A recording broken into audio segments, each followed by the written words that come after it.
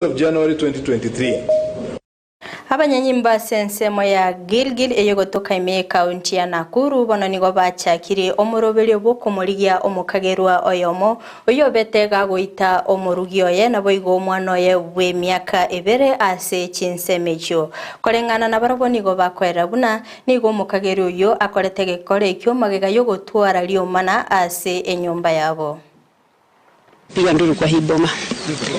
Sasa tukatoka tukakimbia kufika hapa tukakutana na kijana ambaye huyo kijana anaitwa Jemo. Jemo alikuwa anagonga mlango kutoka kwa nyumba kwa vile mlango alisema ilikuwa imefungwa na nje. Sasa akawa anagonga mlango kabla sijafika nikiwa tu bado niko hapa nje. Shosho naye amefika hapa.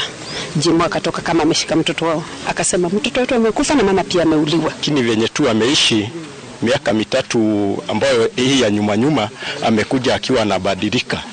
Unakuta amebadilika na anakuwa na mzozo na jamii, na tunajaribu kuongelesha na kuombea hii jamii, na unakuta mambo bado inakuwa mlama na imekuwa magombano na ni magombano kubwa. The history is that they have been having some domestic issues with the wife. I understand the man wants to sell some property and the wife is opposed to it as a family. And last night it is reported from investigation is that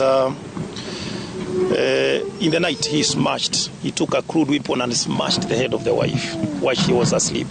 And maybe to encourage families to know how to resolve their domestic issues, which is